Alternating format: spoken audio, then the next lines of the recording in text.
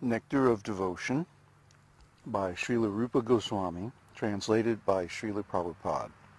Chapter 6, How to Discharge Devotional Service. Śrīla Rūpa Gosvāmī states that his elder brother, Sanātana Gosvāmī, has compiled Hari-bhakti-vilāsa for the guidance of the Vaiṣṇavas, and therein has mentioned many rules and regulations to be followed by the Vaiṣṇavas. Some of them are very important and prominent, and Śrīla Rūpa Gosvāmī will now mention these very important items for our benefit. The purport of this statement is that Śrīla Rūpa Gosvāmī proposes to mention only basic principles, not details. For example, a basic principle is that one has to accept a spiritual master. Exactly how one follows the instructions of his spiritual master is considered a detail. For example, if one is following the instruction of his spiritual master, and that instruction is different from the instructions of another spiritual master, this is called detailed information. But the basic principle of acceptance of a spiritual master is good everywhere, although the details may be different. Śrīla Rūpa Gosvāmī does not wish to enter into details here, but wants to place before us only the principles. He mentions the basic principles as follows. 1. Accepting the shelter of the lotus feet of a bona fide spiritual master. 2. Becoming initiated by the spiritual master and learning how to discharge devotional service from him. 3. Obeying the orders of the spiritual master with faith and devotion. 4. Following in the footsteps of great acharyas, teachers, under the direction of the spiritual master. 5. Inquiring from the spiritual master how to advance in Krishna consciousness. 6. Being prepared to give up anything material for the satisfaction of the Supreme Personality of Godhead, Sri Krishna. This means that when we are engaged in the devotional service of Krishna, we must be prepared to give up something which we may not like to give up, and also we have to accept something which we may not like to accept. 7. Residing in a sacred place of pilgrimage like Dwarka or Vrindavan. 8. Accepting only what is necessary, or dealing with the material world only as far as necessary. 9. Observing the fasting day on Ekadashi. And 10. Worshipping sacred trees like the banyan tree. These 10 items are preliminary necessities for beginning the discharge of devotional service in regulative principles. In the beginning, if a neophyte devotee observes the above-mentioned 10 principles, surely he will make good advancement in Krishna consciousness. So I'd like to comment on these. Accepting the shelter of a bona fide spiritual master means that we have to search out someone who's actually self-realized. It's not enough to accept someone who has some title or some position in some organization.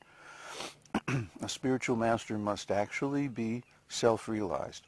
And that means he has permission or he has instructions from his spiritual master to accept and initiate disciples. And he also has confirmation from Krishna. In other words, Krishna has appeared to him in his original form and blessed him, giving him the authority or the blessing that he is a pure devotee. This is very important. I can't overstress this because my point of view since attaining Krishna darshan myself is so different. My consciousness is fundamentally changed. My identity is fundamentally changed from material to spiritual. And because of this, I can give advice from a point of view that the ordinary living entity doesn't have access to, namely the spiritual world. And I'm not saying this to boast, I'm saying this to clarify the principle here. A bona fide spiritual master can, as Krishna says in Bhagavad-gītā 4:3, he can show you the truth because he's seeing the truth. He's seeing Krishna. And that's what this is all about, is approaching Krishna. So one must have a bona fide spiritual master. Then the next thing is one should become initiated by the spiritual master. What does that mean? That means one has to pass the test of the spiritual master and be accepted by the spiritual master. Just like to attain complete self-realization, one has to pass Krishna's test and be accepted by him.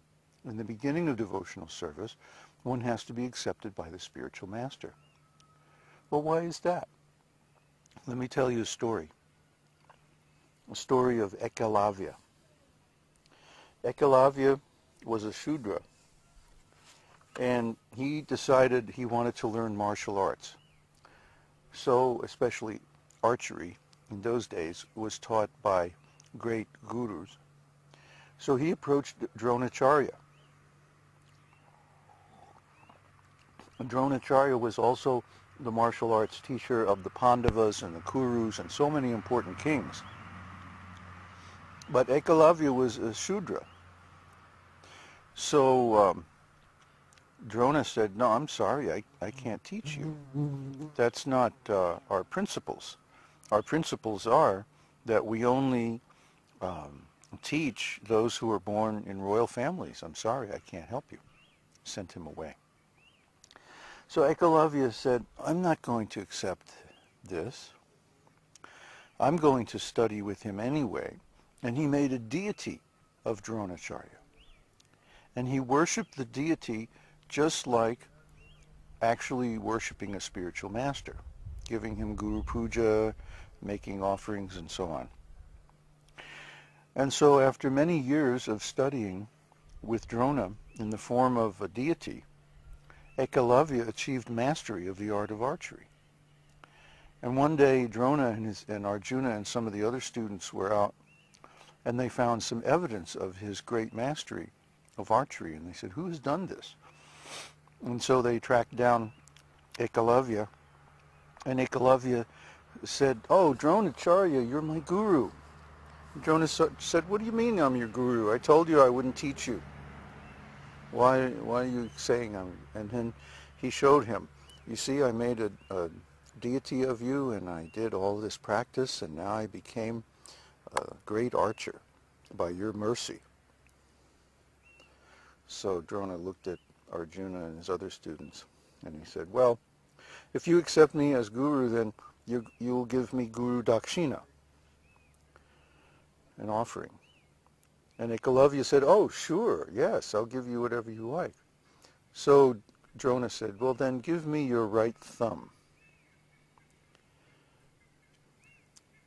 This is very significant because for an archer, the right thumb is the necessity to hold the arrow, to fletch the arrow as it's called.